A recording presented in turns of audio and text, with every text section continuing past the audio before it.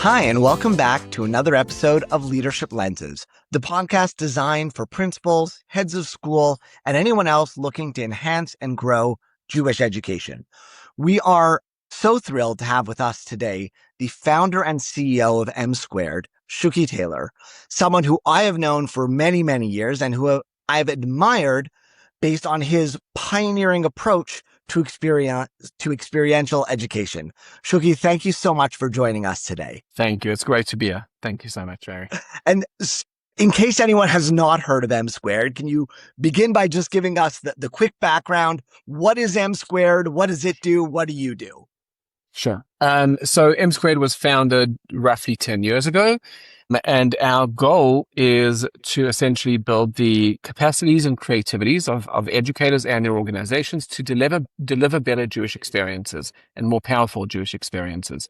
So we're really looking at the kind of who are the people who are conveying Jewish life through all types of experiences, and then work with an understanding that I think anyone in a school shares. Jewish life will never be better than those who convey it. And if we strengthen them and if we lift them and build their capacities and give them more tools and skills and knowledge for creativity, then more of what Judaism has to offer will be on display and will be offered and will be shared. And so that is really our goal, to look at what the professionals are doing, what their organizations are doing, and think about how do we strengthen that through all types of pedagogies and methodologies and skills.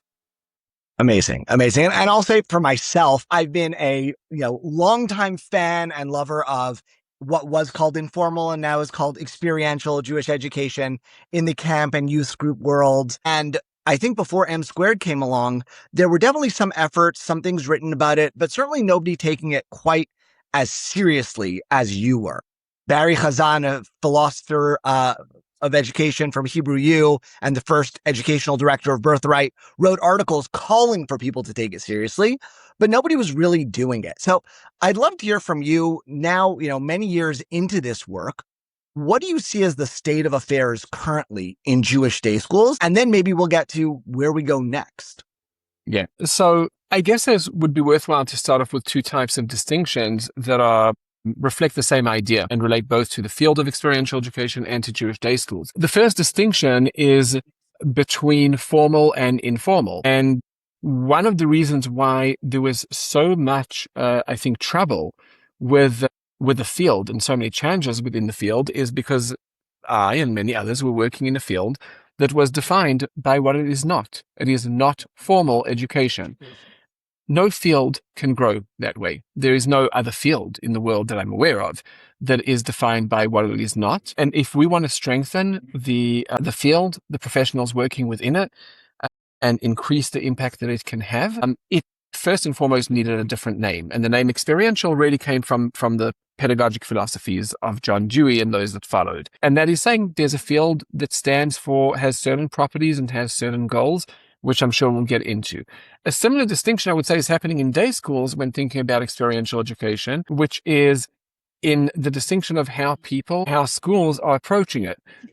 There are schools that, for all of the student activities, will hire a director of student activities, which is essentially an event planner. They're not educational thinkers. They don't have pedagogic background, and they're not thinking about that type of work through an educational lens. There are schools that appoint what would be called the dean of student life. And in schools like that, there's obviously a far greater intentionality to looking at the totality of the student experience beyond what is happening in the classroom and beyond what is within knowledge acquisition. I think that in either case, what we are called to do right now, and the work that we're called to do, is to move beyond those binaries and think about experiential education for what it is and what it stands for, which is essentially how do you learn through experiences and not just through abstract ideas. So I love that. First of all, just noting, right, many of us were in the director of student activities model. Dean of student life in some places started out really kind of as a discipline dean, or is just a nicer name for a discipline dean. And in other places, it is someone who's actually starting to think about these experiences. But I think to put a fine point on it, in both those situations, that's separate from what happens in every classroom, every hour of every day. It's a Shabbaton, a retreat, a program, run at varying levels of complexity. And if I'm understanding you correctly, you're starting to push towards, well, experiential education actually is relevant every day within our Yes. classes. I would say that it can be relevant every day. But I think that if the starting point of the question about the state of affairs, I'm actually coming to a conclusion that it's even more relevant by necessity because of the AI revolution. And I'll get into that in a moment. I'll start off, first of all, in terms of why does it belong in the classroom in general? And the first frame that I want to give it, I recently published an article that was called Reclaiming a Judaism of Doing. And one of the arguments that I wanted to make there, and I didn't frame it quite this much, and this might be controversial for some people here that might be listening, is that the Jewish people have kind of landed up getting the name, and I don't really know the history of it, of being the people of the book. And I want to push back hard on that, because we were never people of the book. We were people of experiences. The way in which the Torah was given to us was through a set of practices and behaviors, not ideas. There are no descriptions of why it is important. What are the philosophical reasons for why it is that we should be kind to other people? There are a list of practices and behaviors for how you do it, how you separate things in your field, how much money you are supposed to give and to whom, what type of people is it a priority to give to. We don't speak about the idea of how important it is to think constantly that we are made b'tselem Elokim. We put tefillin on, we wrap it on our heads, we feel it, we touch it, we bind ourselves around it. It is an action. We are people of actions and experiences. We're not people of ideas. And somewhere along the way, right, and especially I think, given our time just before Tisha B'Av, I think, the Beit HaMikdash was an incredible manifestation of that, right? Everything was through actions. The way you didn't have tefillot, you had korbanot, you did. And I think that over many years of Galut, we started to become a people of ideas and of books. And I think that it's time to reclaim the doing of Judaism and the experiences of Judaism. Wow.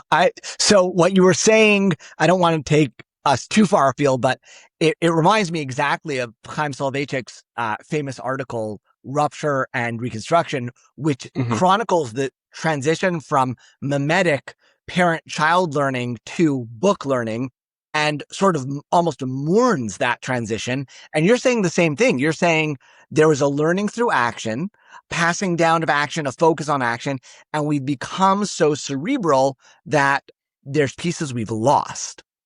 Correct.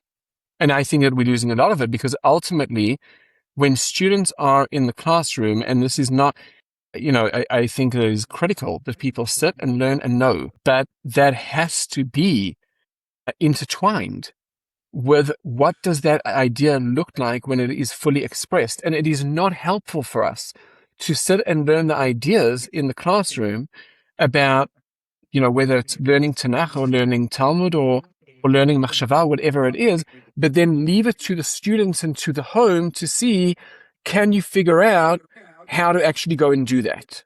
The doing needs to happen in the school. We don't speak about the importance of responsibility. We take responsibility, not because it's nice to have student clubs, but because that's how you're going to learn.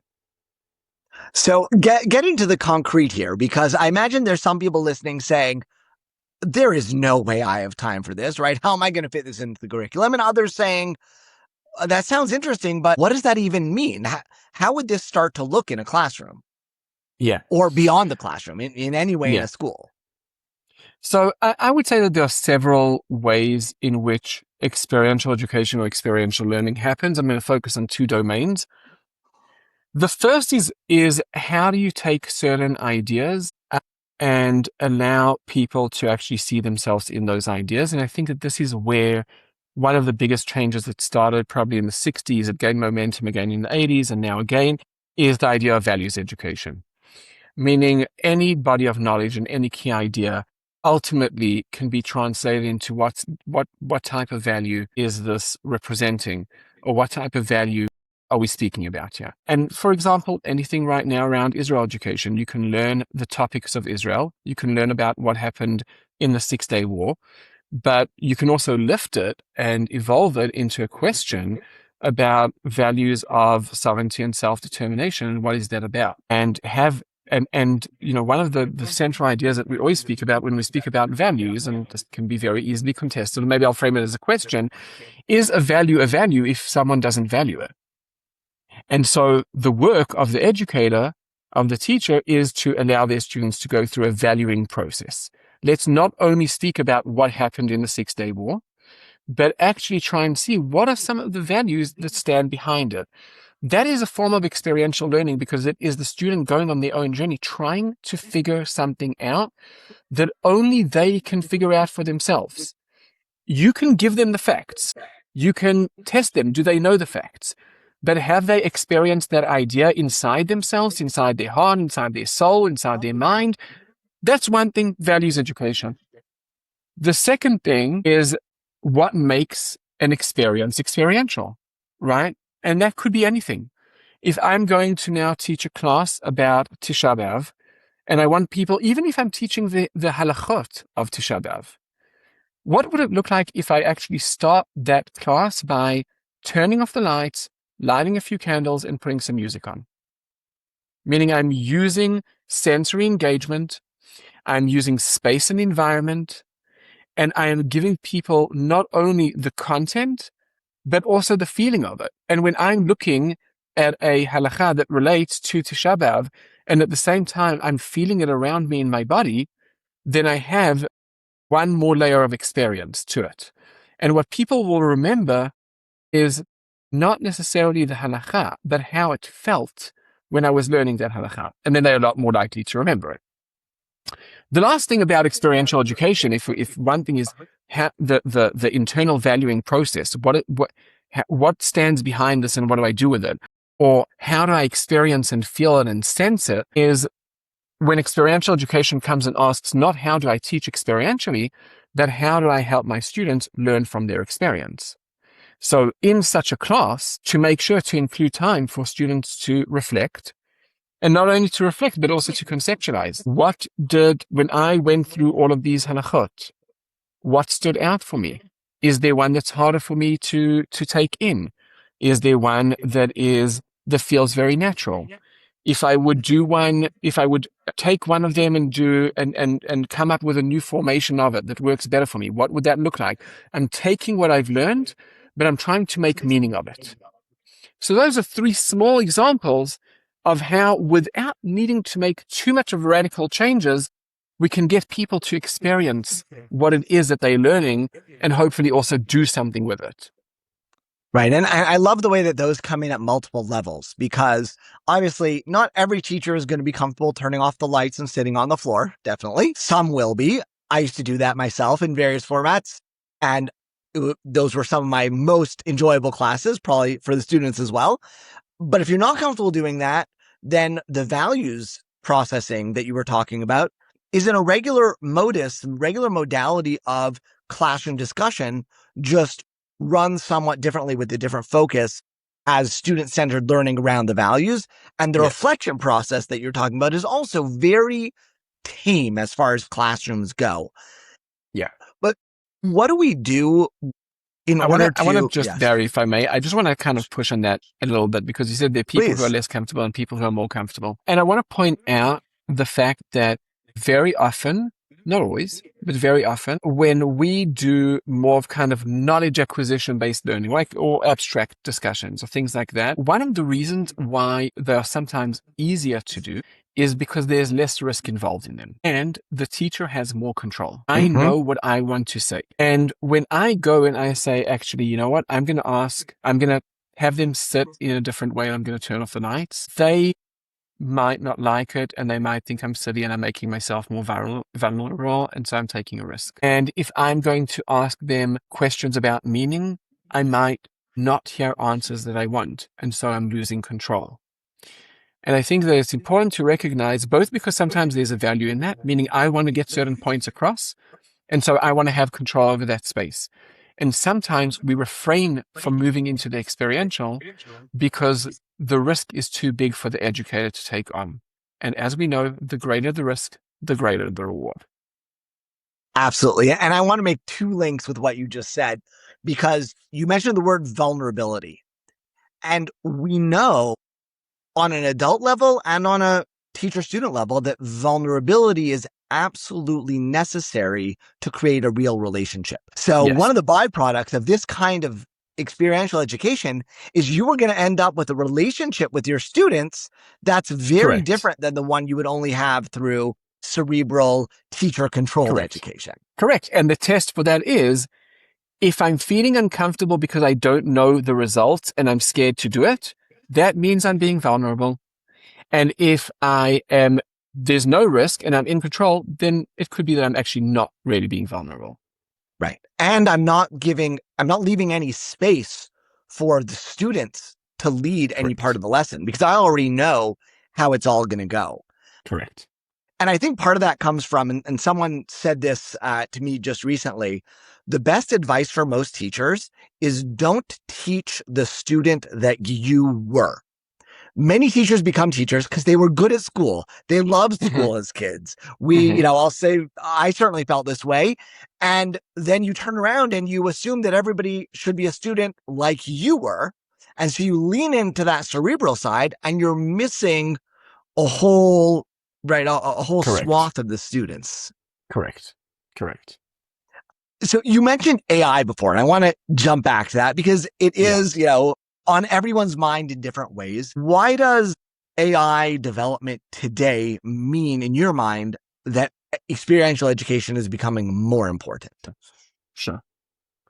I guess I'll start off by framing about the extent to which the way in which humans experience the world has become an exercise in abstraction. We have, through social media, outsourced our social lives. So much of that is happening in the abstract realm. The addiction to screens in terms of things like video games, we are abstracting and outsourcing real life experiences. And one of the reasons why both tend to cause a lot of challenges with mental health is because people then wake up and realize that what they think is going on is actually all in their heads and it's not happening, right? Meaning, like, I don't really have a relationship with this person. It's just happening on the screen. I didn't really go to an amusement park. It was just in front of a screen. We are outsourcing our experiences. We are outsourcing our social lives. And now we are outsourcing our brains to AI.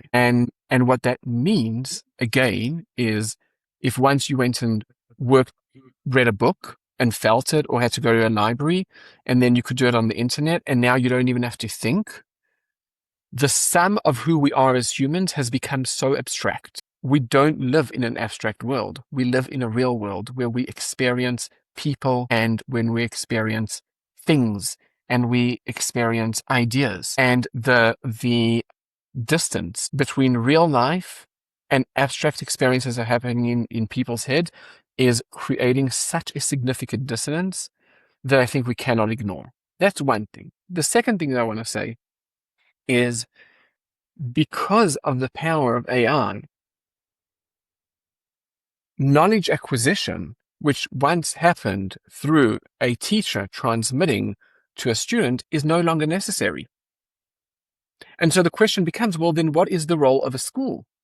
If they can learn through AI and I don't need a teacher, and they're all programs and agents that know how to make it exactly personalized to who I am and my own style of learning, and kind of the whole system around which a school is built is now being called into question. I think that this is the moment the school turns around and says, let's do what cannot happen in front of a screen. Let's give them experiences. Let's give them experiences of Judaism. Let's give them experiences of skills. Let them develop competencies. Let them build. Let them create, right? All of the things that are now no longer happening because everything is being outsourced to a screen. This is the moment for schools to turn around and say, we can give our students things that no one else can give them. But for that, we need to actually confront the fact that we don't need the traditional models of teaching anymore because those are being taken over. So between those two things, I think that this is a huge moment for schools. I absolutely agree. And I'm also sure that there are leaders listening who are saying, okay, this is great. I actually buy into this, but I've got a whole group of faculty, maybe, assistant principals, others who don't buy into this right now. And so I want to push us to level it up a little bit. In other words, Sure. everything we're saying about the way teachers interact with students is also likely true in terms of the way that leaders interact with staff.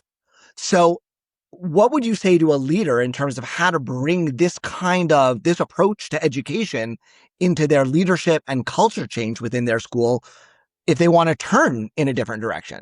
Sure. So look, I'll start by saying I want to approach this. There's like a leadership lens and there's an education lens. On the leadership lens, much has been written on how we deal with disruptions, right? Schools have thought of adaptive leadership and immunity to change.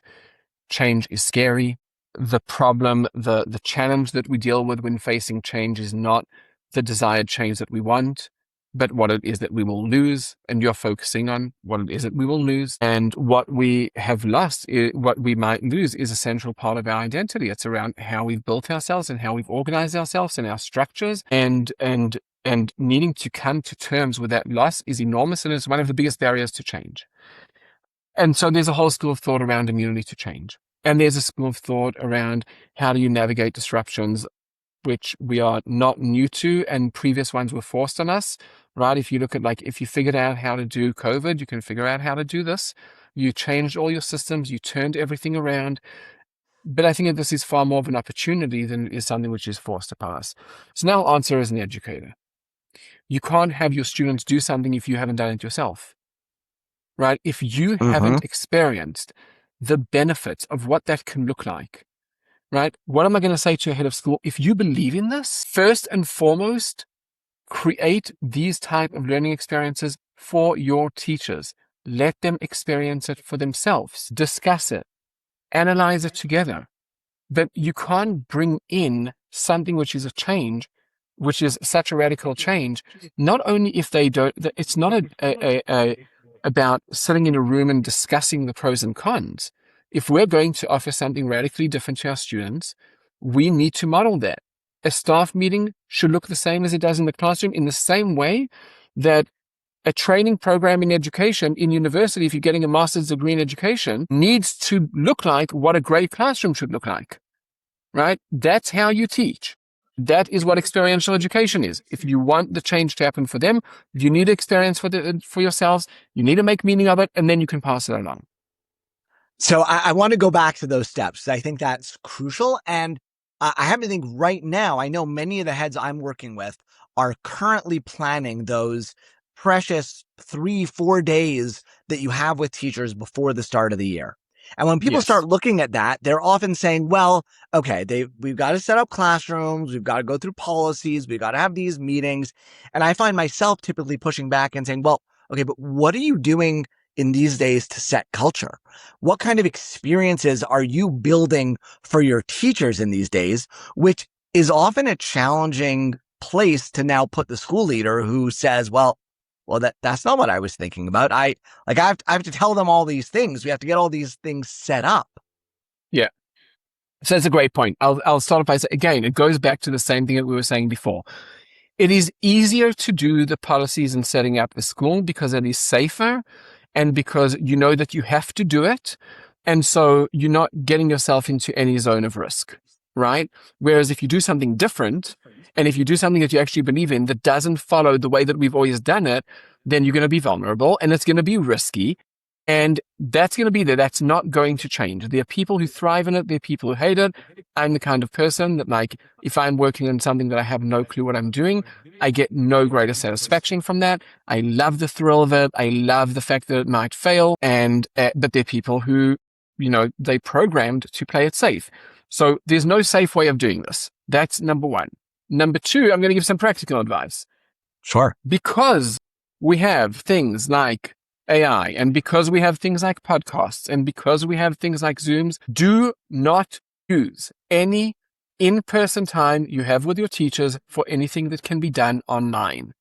If you need to do a review of policies, record a podcast and let them listen to it whenever they want. You don't need them in the room for that.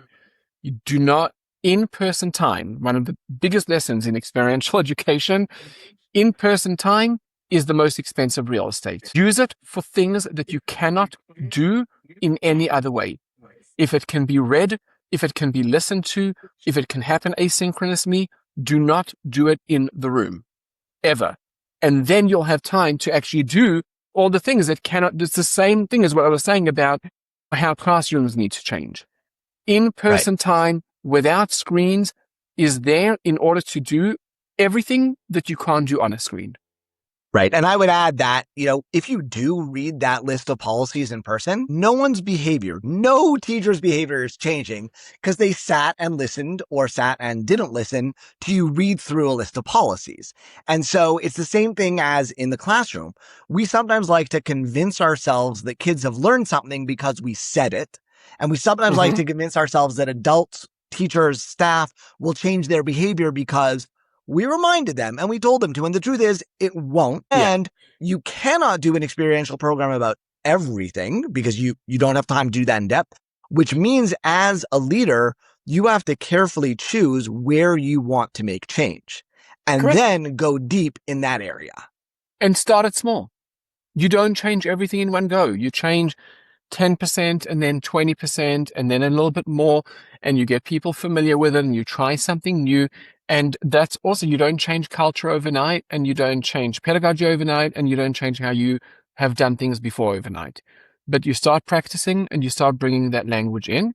The only pressure that I think does exist now is the knowledge acquisition revolution, right? Meaning you don't need a way to be found out whether or not you're useful or not. Your students are going to find it out pretty quickly when they see what they can do with AI. And by the way, I'm not opposed to AI. We have a whole division that is working on new AI products, and I think it's wonderful. And I think it has its own rightful place. And there are things that we'll never be able to do on a screen, and we'll never be able to do through any form of abstraction. Right.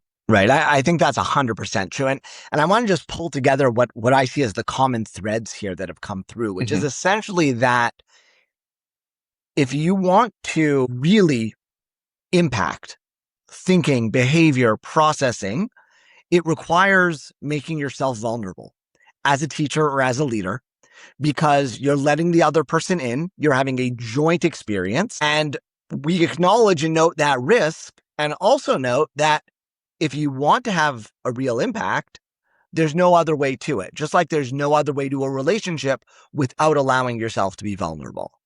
Correct. And I'll say, by the way, a flip side of that is, because some people don't like that language, you're allowing yourself to be surprised. Something new will happen. A new perspective will emerge. The commonality between that vulnerability and the element of surprise is that you are releasing control and allowing for something unexpected to happen that you do not know how you will respond to. You don't have a guidebook. You don't, one of the things that I have the hardest time with for myself personally is when I've taught the same thing over and over again, and I feel like I'm just pressing play, and then a person comes and asks me a question, and before they even get the first 3 words in, I know exactly what the question is going to be, and I know exactly how I'm going to answer, and there's no life to that. Right? We want to be thrilled. We want to be surprised. We want to expect something different. But for that, we need to let that in.